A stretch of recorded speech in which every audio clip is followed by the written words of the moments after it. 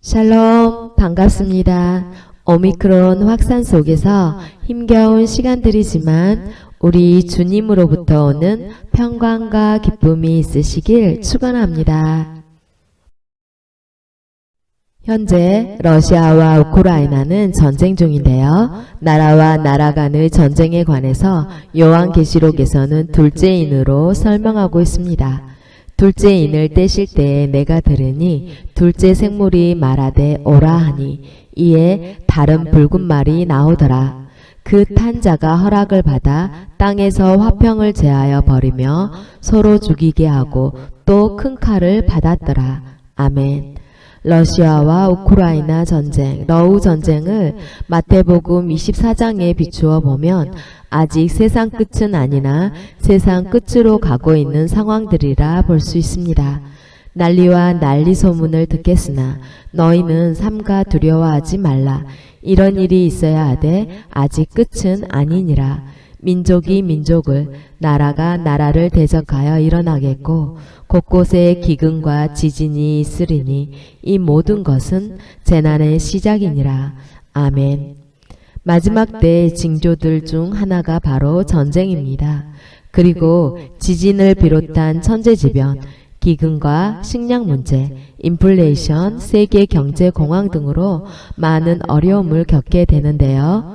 CNN은 우크라이나 전쟁으로 유가가 폭등하고 비료값 상승으로 인해 밀과 밀가루 등 식품 가격이 오름으로써 세계는 식량 위기를 향해 달려가고 있다고 보도했습니다.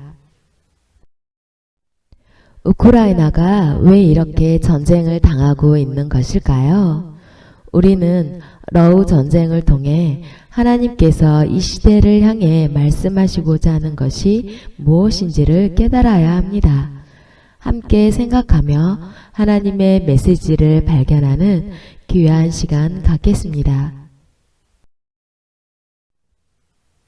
먼저 우크라이나의 지역적 배경과 정치, 경제적 상황들을 간략히 살펴보면서 러우 갈등 고조의 원인들을 짚어보겠습니다. 우크라이나는 땅이 넓고 비옥해서 유라시아의 대표적인 곡창지대입니다. 하지만 강대국들의 화약고라는 숙명을 안고 있지요. 우크라이나는 유럽 열강이 동방으로 진출하는 교두보였고 러시아에게 있어 우크라이나는 흑해와 지중해로 나가는 유일한 출구입니다. 우크라이나는 폴란드에 이어 독일 그 다음 러시아의 지배를 받았습니다. 우크라이나는 러시아와 나토 사이에 끼어서 자국의 이익을 위해 중립정책을 펴다가 2000년대 이후 우크라이나 정권은 무조건적인 반러 외교로 스스로의 고립을 자초하였습니다. 정권이 바뀔 때마다 친러, 반러, 친서방으로의 변동이 매우 심했기 때문에 현재 어느 쪽의 도움도 받지 못하는 상황에 처하게 된 것입니다. 러시아에게는 물론이고 미국, 영국, EU, 유럽연합 등과 같은 서방 세력에게서도 신뢰를 잃은 채로 유로마이단 사태가 터져 반러 정권이 들어서자 러시아는 서방 세력이 우크라이나를 지켜주지 않을 것으로 판단하고 우크라이나를 침공하게 된 것으로 보입니다. 게다가 독립 이후에도 민주주의를 경험한 적이 없다 보니 타협이 없는 극단적인 정치 문화가 정착되었고 이로 인해서 두 번이나 대통령이 봉기로 교체되었습니다. 흑토지대의 밀농사로 유명한 우크라이나이지만 21세기의 밀같은 농산물 수출만으로는 국부를 조성하기 어렵습니다. 실질적으로 우크라이나의 주요 수입원 중 하나는 러시아와 유럽 간의 천연가스 간 중간 통행로입니다. 2008년 말 유럽 전역이 천연가스 동결 사태로 큰 어려움을 겪게 되었는데요. 이것의 원인은 우크라이나와 러시아가 유럽으로 보내는 천연가스를 놓고 서로 분쟁하였기 때문입니다. 나무 위키의 자료에 의하면 이 과정에서 우크라이나는 연 수십억 달러의 통행료는 물론 천연가스 공급 가격 조정 요구를 러시아에 수시로 해왔고 이로 인해 분쟁이 잦았다고 합니다. 미국은 이 문제에서 계속 우크라이나 편을 들면서 러시아를 견제하고 미국산 세일가스를 서유럽 국가들에게 팔기 위해 압박을 지속적으로 해왔습니다. 한파로 한번 고생한 적이 있던 독일은 안정적인 가스 공급선 확보를 위해 미국, 노르웨이, 캐나다, 중동, 북아프리카에서 수입하는 절차를 진행하면서도 동시에 러시아에 접촉해 발트해를 통한 천연가스 수출 파이프인 노르드 스트림을 개통했고 그것으로도 8천만 독일의 에너지를 책임지기에는 부족해서 증설을 요구했습니다. 독일의 요구에 의해 건설된 러시아의 신규 독일 천연가스 수출 파이프는 노르드 스트림 2입니다. 이것의 개설을 지속적으로 저지한 국가가 바로 미국인데요. 러시아 천연가스관 노르드 스트림 2에 관한 문제는 우크라이나뿐 아니라 미국 대통령 조 바이든과 그의 둘째 아들 헌터 바이든이 연결되어 있습니다. 헌터 바이든은 우크라이나의 천연가스 통행로 수익을 넘어 중개무역 또한 우크라이나 내에서 발견된 신규 천연가스전의 개발 등에 관여해 왔습니다. 실제로 우크라이나 부리스마 홀딩스의 이사였던 헌터 바이든의 가장 강력한 뒷배경이 바로 조 바이든이었기 때문에 이 문제로 우크라이나 검찰총장이 해임되고 여전히 조 바이든이 우크라이나 법원에 기소되어 있는 상태입니다. 사랑하는 마라나타 형제 자매님들, 러우 전쟁의 표면적 이유는 우크라이나의 나토 금지와 나토의 동진 반대, 그리고 러시아가 유럽 천연가스 에너지 패권 국가로 자리 잡는 것과 우크라이나 내에 있는 미국 바이오랩 파괴입니다. 또한 우크라이나는 성매매, 아동인신매매, 자금 세탁 등 부정부패로 위기에 있는 나라이지요. 러우 전쟁의 첫 번째 이유로 러시아는 우크라이나의 나토 가입을 금지하고 나토의 동진 위협을 막기 위해 2022년 2월 24일 우크라이나를 공격했습니다. 이로 인해 무고한 생명들이 피해를 입었는데요. 전쟁은 어떠한 이유에서든 정당화될 수 없습니다. 러시아는 나토가 동진 금지에 대한 약속을 위반했다고 하고 나토는 그런 계약을 문서로 체결한 적이 없다고 합니다. 이에 대해서는 영국 국립문서보관소에 소장되어 있는 대화록과 그 당시 독일의 국무비서 윌리 위머와 빌 클린턴 행정부 보좌관 마이클 만델바움은 러시아의 주장이 사실임을 밝히고 있습니다. 마이클 만델바움은 그의 저서 미션 페일러에서 나토와 미국 빌 클린턴 행정부가 러시아와의 약속을 깨고 폴란드, 헝가리, 체코를 나토에 편입시켰다고 기록하고 있습니다. 러시아가 터무니없는 거짓말과 억지를 부리는 것이 아님을 알 수 있습니다. 하지만 전쟁은 멈춰야 합니다. 두 번째, 우크라이나의 전쟁은 사실상 미-러 간의 천연가스 패권에서 러시아가 주도권을 잡고자 벌인 전쟁이라 할 수 있습니다. 러우 전쟁의 내막은 미국과 러시아 간 친환경 에너지 쟁탈전으로 천연가스 패권 전쟁입니다. 러시아는 자국에서 독일로 직접적으로 이어진 유럽 발트해 아래 위치한 천연가스 파이프라인 노드 스트림 1, 2를 통해 유럽에 천연가스를 수출해 왔습니다. 해상 파이프라인 노드 스트림은 러시아의 경제적 기반이 되고 있는 매우 중요한 인프라입니다. 운송거리 단축, 경유지 수수료 경감으로 많은 양의 가스를 이동시키는 노드 스트림으로 인해 유럽이 천연 가스 패권을 러시아에게 영구히 내주게 되고 러시아의 영향력이 유럽에 확대될까봐 미국과 우크라이나 그 외 중부 및 동부 유럽 국가들은 이 프로젝트를 강하게 반대하고 있습니다. 세 번째, 이번 러우 전쟁에서 드러난 확실한 사실은 우크라이나에 미국이 지원하는 생화학 무기 시설이 30개 정도가 된다는 것입니다. 2005년 8월 미국은 우크라이나의 생화학 무기 시설을 지원하고 보완하며 공동 연구하기로 협상했는데요. 이것은 누가루와 오바마에 의해 서명되었고 2005년 기사에서 공개적으로 게시되었습니다. 폭스뉴스 터커 칼슨은 우크라이나 주재 미국 대사관 웹페이지에서 우크라이나 내의 생화학 연구소와 관련된 사항이 최근 2022년 3월 13일 기준으로 삭제된 것을 폭로했습니다. 이 연구소에서는 각종 위험한 바이러스, 콜레라, 유행성 출혈열, 탄저병균 같은 치명적 질병을 연구해왔던 것으로 알려졌습니다.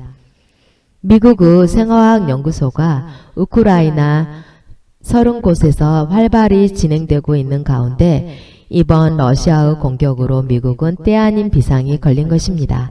미국은 푸틴이 허위 정보를 퍼뜨려 가짜 깃발 작전을 내세운다고 오히려 비난의 소리를 높였는데요. 아무튼 우크라이나 내에 미국이 지원하고 있는 생화학 무기 연구소가 있는 것은 사실임에 틀림없습니다. 여기에서 우리는 이 생화학 연구소에 대해서 주목할 필요가 있습니다. 코땡땡도 우한 연구소에서 유출되었다, 그렇지 않다 이견이 분분했는데요.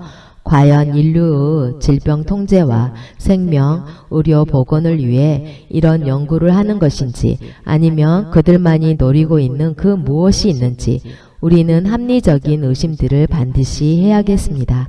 그리고 우리는 코 땡땡이 발발하기 전에 이를 미리 예견한 2015년 의학 논문 그리고 2019년 10월에 코 땡땡 시뮬레이션을 통한 시스템 구축 작업 빌 땡땡은 코사태 적중을 마쳤고 앞으로 5년에서 10년 뒤에 올 초년도와 같은 바이러스 팬데믹을 위해 하얀 신을 개발하고 준비해야 한다고 언급했습니다. 앞으로 전염병에 대한 성견 지명으로 이런 말을 한 것일까요? 아니면 계획된 것이기에 준비할 수 있는 것일까요? 이러한 정황들로 보아 우리는 앞으로 전염병이 인위적일 가능성이 높다는 것을 염두에 두어야겠습니다. 그러면 그 출처는 어디겠습니까? 만약 생화학 연구소에서 극소량의 바이러스가 유출된다면 그 확산 속도는 엄청날 것이며 그 피해 또한 핵무기하고는 비교할 수 없을 정도로 클 것입니다.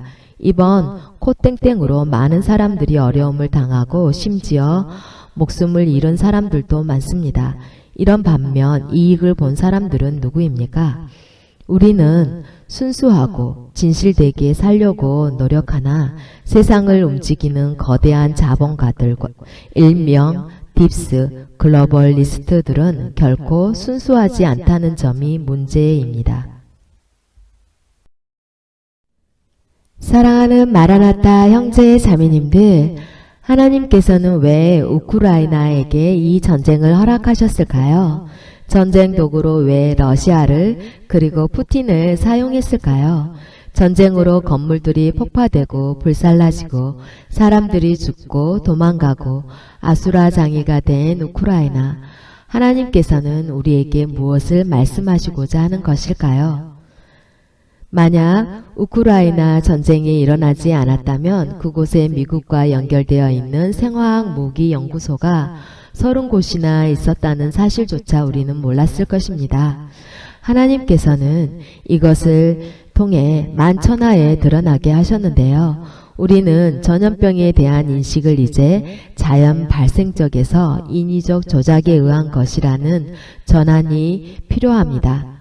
코사태가 이제 일상으로 전환되고 잊혀지려고 하는 이때에 하나님께서는 러우 전쟁을 통해 우리가 반드시 알아야 할 것과 다음 전염병 팬데믹을 어떻게 대비해야 될지를 미리 알려주시고 있습니다.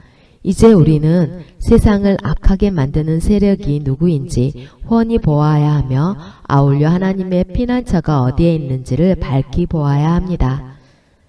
이번 러우 전쟁을 통해 우리는 한 나라의 지도자의 야망과 욕심으로 인해 많은 사람들이 희생당하고 피해를 입은 것은 물론이거니와 세계 경제에까지 막대한 영향을 끼치는 것을 보았습니다.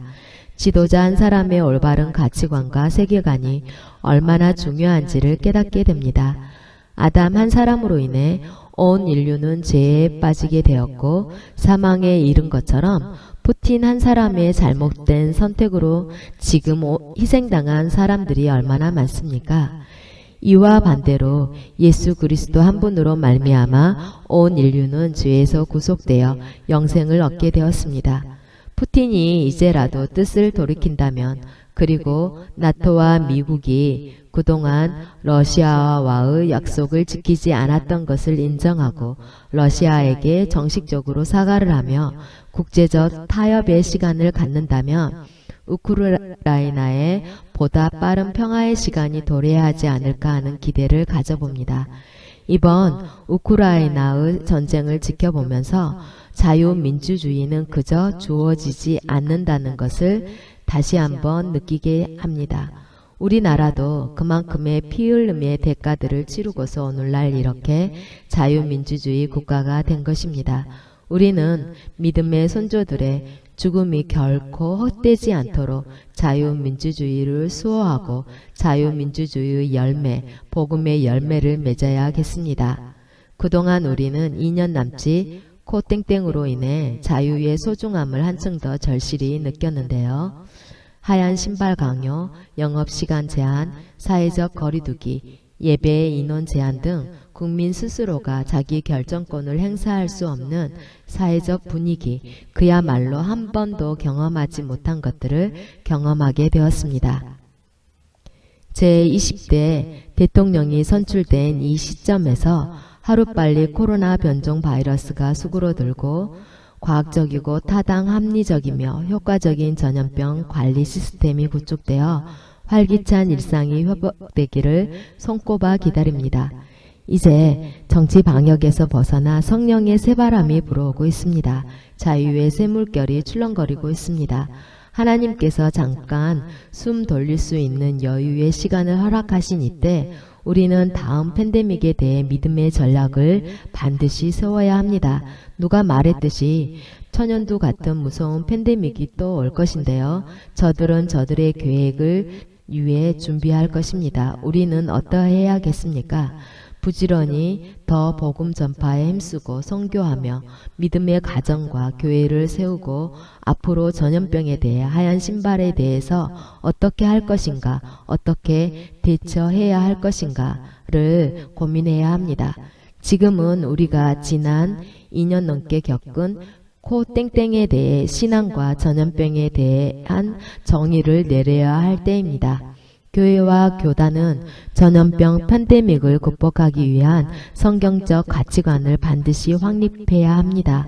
교회가 이것을 하지 못한다면 우리 개인이라도 우리 가정이라도 전염병에 대한 믿음의 가치관을 반드시 세워야 합니다. 그리해야 다음을 준비하고 하나님의 군사가 되어 하나님의 방법으로 승리할 수가 있습니다. 만일 이대로 흐지부지 그냥 넘어간다면 우리는 천연두와 같은 바이러스 폭격으로 우리의 인생이 쑥대밭이 될 것입니다.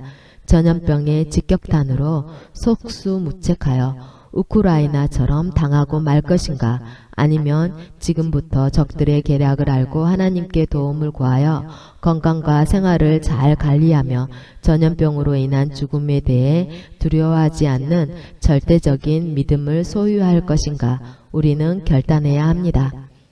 국제적으로나 또 무기, 용병은 지원받되 본격적인 군사 파병이 안 되는 우크라이나, 속수무책으로 러시아에게 당하고 있는 우크라이나를 보십시오. 우리도 마찬가지입니다. 사단의 계략을 알아야 우리는 속수무책으로 당하지 않습니다. 하얀 신발을 거부한 아프리카 대통령들의 죽음, 탄자니아 종 폼베 메구폴리를 비롯한 의문의 죽음들, 그리고 최근 가슴 아픈 소식은 프랑스 노벨 의학상 수상자 릭 몽타니에 박사가 2월 8일 타계하였습니다. 코땡땡을 인위적인 조작물이라 주장했던 그는 불과 한 달 전까지만 해도 건강했습니다.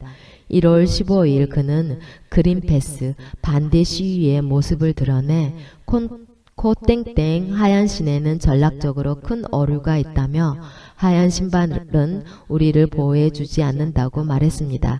이어 하얀 신발 미착용자가 인류를 구할 것이라고 주장했습니다. 우리는 몽타니에 박사의 죽음에 대해 의문을 갖지 않을 수 없습니다. 요사이 코땡땡 전후 2년간 에이즈 관련 또는 HIV 저명한 학자들이 다수 사망했는데요. 관련 분야 인재들의 사망은 의학의 진실이 가려질 수 있기에 참으로 안타까운 일입니다. 사랑하는 마라나타 형제 자매님들, 건강 조심하시고요. 사나 죽으나 우리는 하나님의 거심에 어떤 전염병도 두려워하지 않기를 바랍니다. 다음 시간에 뵙겠습니다. 평강.